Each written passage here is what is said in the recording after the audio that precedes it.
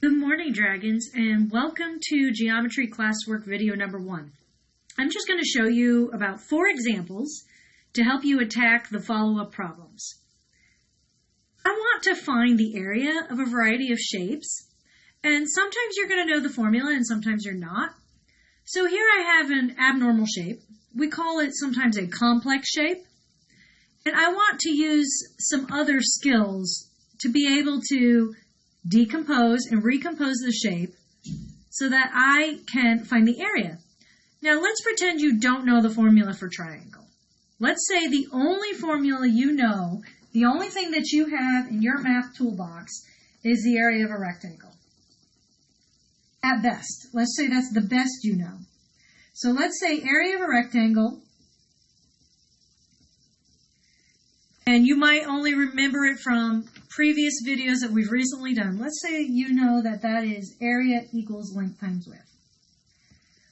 I can even attack this without that formula. Because it's on gridded paper, I technically could count each individual square. For example, I am looking at cutting this here and here, and I could do 2 times 4 and get 8, or I could just count 1, 2, 3, 4, 5, 6, 7, 8. Easy peasy. Now, I would like to decompose some of these sections and recompose them. What do I mean by that? I would like to take this part off.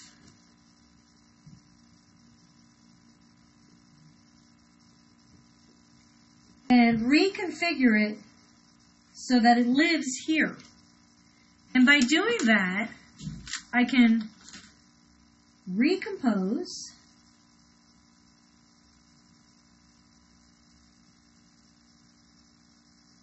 and what I'm seeing when I do that is that I'm making this go away. We're saying that that no longer exists. But I am saying that this entire section, I'm looking for a black marker, this whole section here is now its own piece. Why do I like this?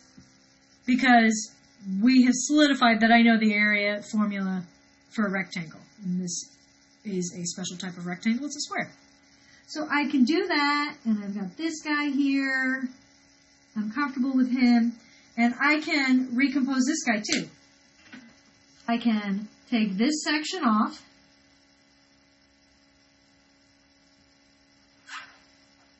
So I'm going to decompose that portion of it and recompose in a way that's convenient for me to create another square.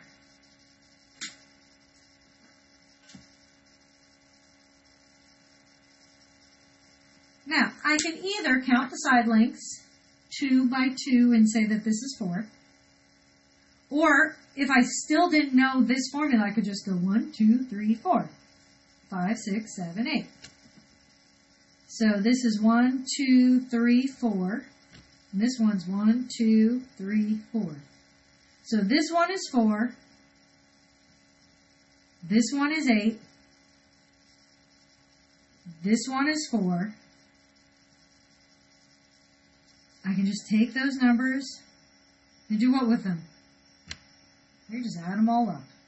So really I've got 8 and 8, so I am 16 square units.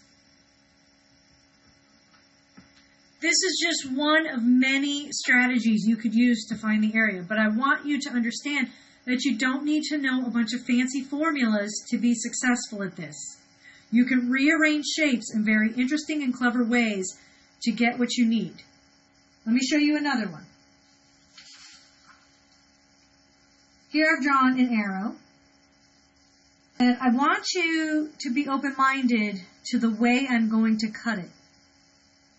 I am going to cut into the shape this time. This might surprise you a little bit.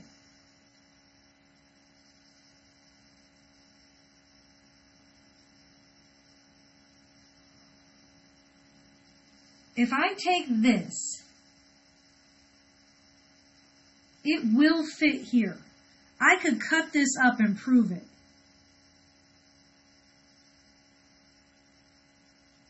This is going away. It is being resituated to live here. It is the fit. You can verify that because you could say 1, 2, 3, 4. That's the same as 1, 2, 3, 4. And this is 1, 2, 3, 4. That's the same as 1, 2, 3, 4. So I'm trying to show that it's like sides, its matching sides will in fact fit. Now you need to reimagine this shape. Now that I've gotten rid of that triangle here, I've got a rectangle here that I'm comfortable with. I can work with that.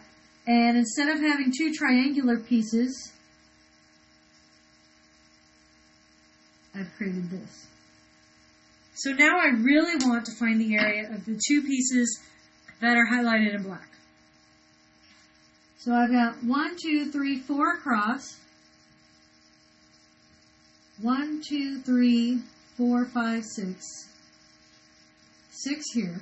So if I just do the 6 times 4, I get 24. So this whole part here is worth 24. I'm happy with that. Now I need to figure out this one. 1, 2, 3, 4. So this side is 4. 1, 2, 3, 4. This side is also 4. 4 times 4 is 16.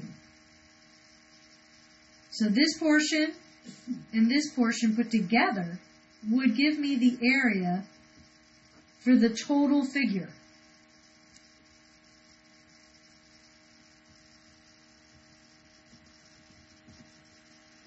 So I decomposed it and recomposed it into shapes that I was more comfortable with. Excellent. Next, now this is going to be one of your practice problems later. I'm going to help you with strategy here. Gloria is painting a feature wall in her bedroom. The dimensions of the wall measure 14 feet by 11 feet. The gallon of paint that she purchased will cover 400 square feet. Does she have enough paint to do 2 coats on the wall? Okay. First, with geometry. I always draw a picture. So, Gloria is painting a wall, a feature wall. Only one of the walls is going to have the special paint. And she's saying it's 14 feet by 11 feet. She wants to do 2 coats, so she wants to do 2 times 14 times 11. Remember, area would be 14 times 11. And we want to know, is that going to be less than or equal to 400 square feet?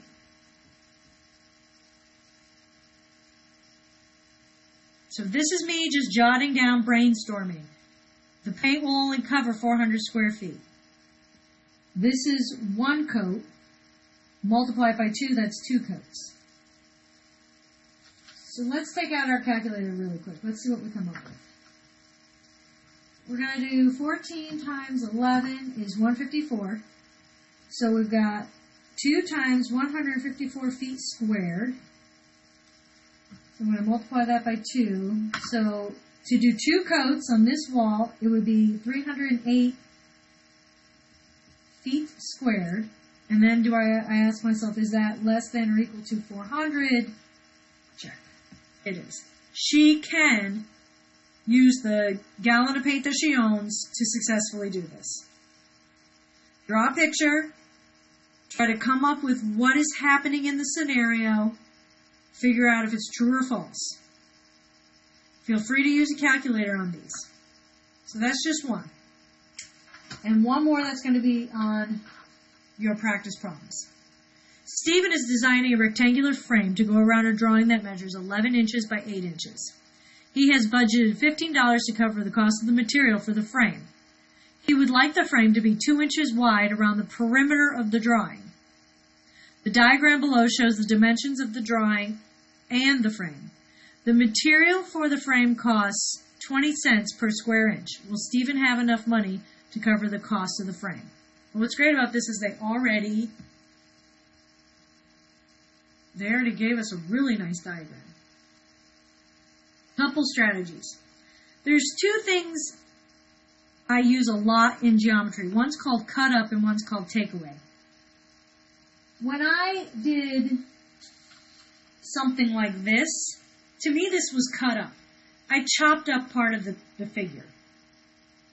Another thing is to build around the figure and do something called takeaway. This doesn't really, you can't build this figure up anymore. But I do think we could find the bigger rectangle area and take away the smaller rectangular area. The problem is I don't really know this side length or this side length. I do know the picture is going to live in here. So I'm not going to frame over the picture. I only want this part to be the frame, the outer part. So this is 11 inches, and this is another 2 here and 2 here. That's going to be 11 plus 2 plus 2. 11, 12, 13, 14, 15. So this whole side here must be 15 inches. And then this is 8 plus 2 plus 2. 8, 9, 10, 11, 12. 12 inches.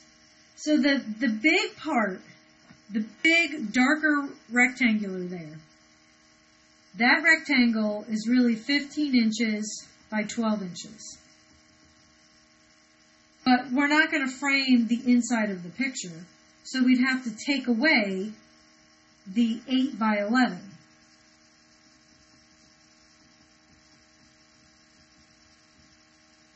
Let's see what happens. 15 by 12 would be the area of the dark green part. So I've got 180 inches squared. 11 by 8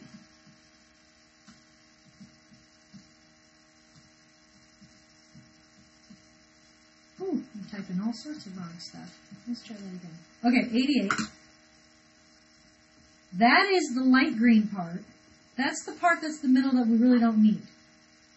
So I'm going to do 180 minus 88 and get 92. So the frame itself is 92 inches squared.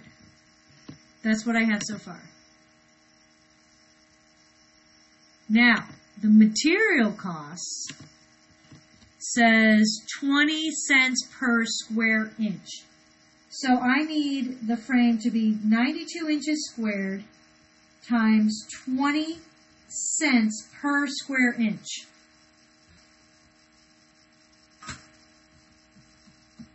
That's $18.40.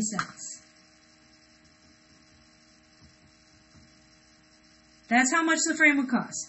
Stephen only owns 15 bucks. Stephen, you need another $3.40, my friend. You do not have enough money. So, I took the bigger rectangle. Remember, I had to find the new dimensions by adding on these 2 inches. Subtracted the smaller rectangle. Found out what the frame is. Then I took the amount of material the frame would require, multiplied it by the cost of the material per square inch, and figured out the frame's total cost. I call this takeaway because I found the bigger area and I took away the smaller area to kind of cut it out, like hole it out. I don't need this part. I only need this part. So, hang on to these answers and these strategies so that you will be able to have success with the follow-up questions. Everything I'm going to present to you only needs the formula for the area of a rectangle. I'm not going to dive into anything else that you're unfamiliar with. So if you didn't watch the first day's video reviewing area of a rectangle, you're going to want to watch that first. So we've got this one, our decompose and recompose strategy here, and our decompose, recompose strategy here.